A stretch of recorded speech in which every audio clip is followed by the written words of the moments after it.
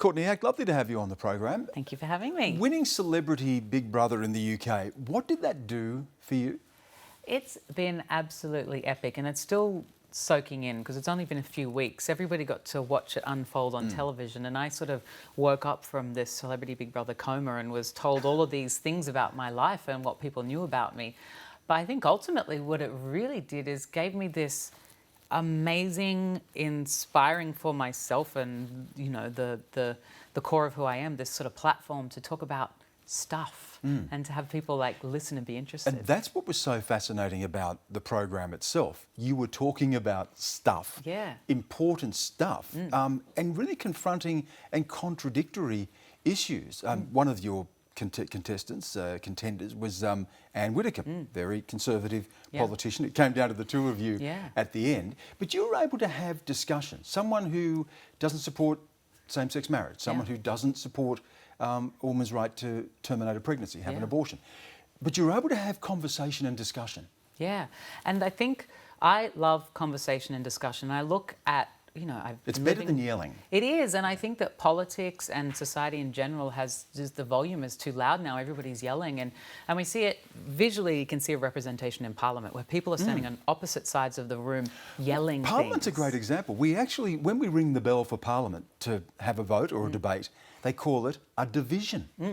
It is immediately divided. You are meant to yell. Yeah, and when you actually sit down opposite someone and have a conversation with them, you get so much further.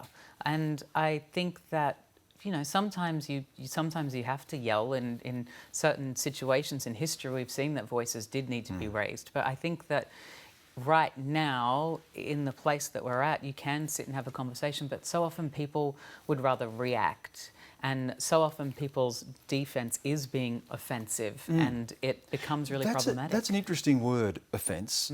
Do people have the right to offend you? Is that up to you to deal with?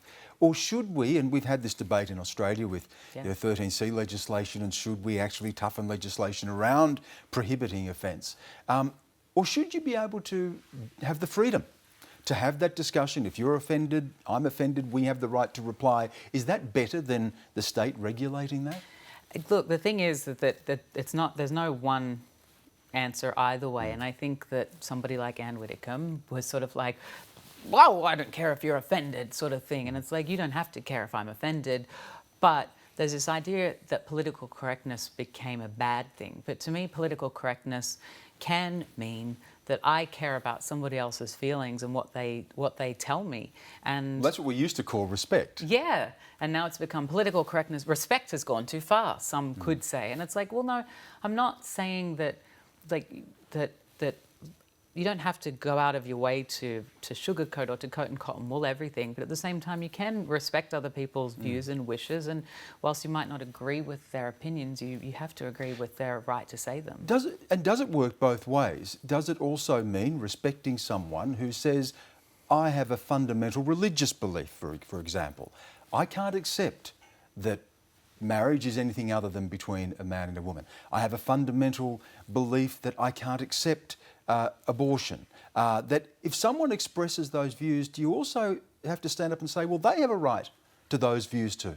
They do. I think the thing, especially when it comes to religion, is that I respect someone's right to religion, but the real issue comes is when their religion starts to dictate how other people should live their lives. I think that's when it becomes problematic. So religion in the public space. Yeah, and it's between you and your God, whatever you want. But when your God starts telling me how to live my life, I think that's when it becomes problematic. What about when it becomes a question of the law? We had the same-sex marriage debate here, and the victory. So that is, you know, that is now law. But if someone has and this was the example that's always used, that someone has a religious or philosophical or ethical objection and they run a cake shop and they're asked to bake a cake for a gay or lesbian wedding and they refuse. Does someone have the right to do that? Is that their religious right, and should the law respect that right? Look, it's confusing and it's sticky, I mean, especially when it's cakes. But you have to look at different circumstances and scenarios. Somebody might say, just go to a different cake shop. But if you're living in somewhere where there is only one cake shop and you want a cake made, I mean, it's I think that freedom of speech does have to work both ways, but I can see freedom of speech being used too far on both sides of the line. And I think it's just that, I don't know, if you're I actually don't know what the answer is. Well, you when know it what, comes we're to not the meant cake. to, because these things are complicated. Yeah. And that's what a society is about. And that's why we have legislators and laws and governments. But it is a way of being able to live together. One of the interesting things in the program as well was the relationship between you and India. That's the trans contestant in the program, who said, I don't want to be seen the same as you. People would look at the two of you and confuse you. Yeah. And I suppose for someone who's not au fait with the way the distinctions between various members of LGBTIQ, that could be a little bit daunting. So what is the difference between someone who is in drag and someone who is trans? Yeah. It's interesting because, you know, the L, the B and the G refer to sexuality, which is who someone is attracted to. The T and the I refer to somebody's sex or gender identification. Trans or intersex. And India is a trans woman. I am a drag performer, but the interesting thing, or perhaps the even more confusing thing about me, is that whilst I perform in drag, I also identify my gender as being gender fluid.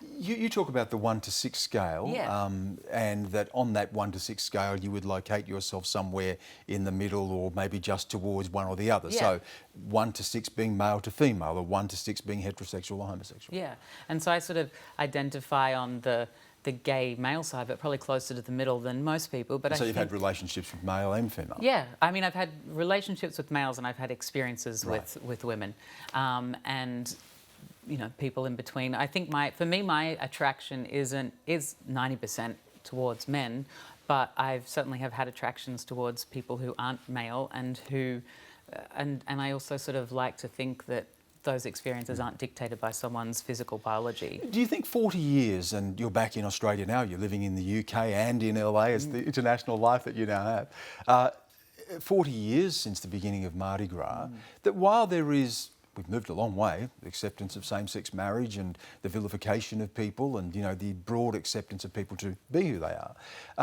that there are still areas that we don't necessarily understand, or there are still pockets of resistance? Yeah, I mean, you can legislate things, but it doesn't mean that everybody understands or agrees or thinks the same way. And I think that's why conversations like this or shows like Celebrity Big Brother, you know, somehow Channel 5 and this reality television competition show managed to cut through all of that noise and actually deliver these stories and conversations about gender and sexuality and about women's rights in a way that was so accessible to the general public. And I think that all of these different levels of conversation are really important in evolving society.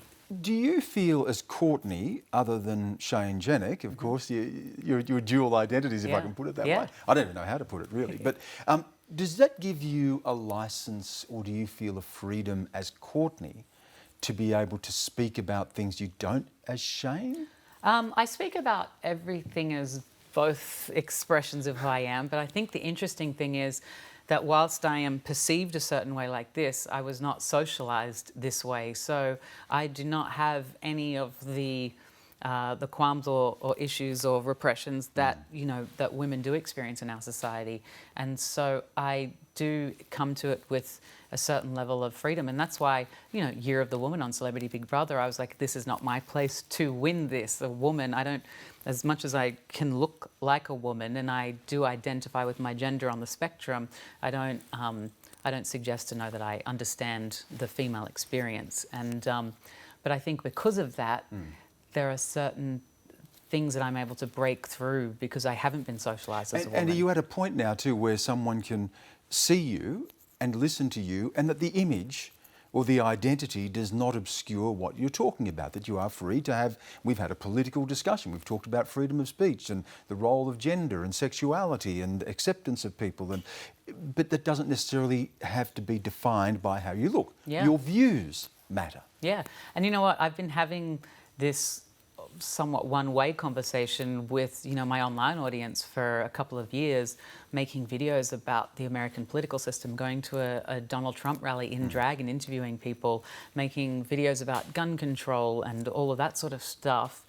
But it's really fascinating now to be given this platform on Celebrity Big Brother, where I had these conversations and they were seen by millions of people, to then, get to sit in a chair like this and have a chat with you about all of these topics. And I can't tell you a greater gift that I've received as a human being, actually, than to now be seen for more than a physical aesthetic and a certain level of assumptions. Yeah, it's the freedom we all seek as a human being, and the importance of being able to have conversations. And I've enjoyed this one. Thank you again, Thank you Courtney. very much. Lovely to see you.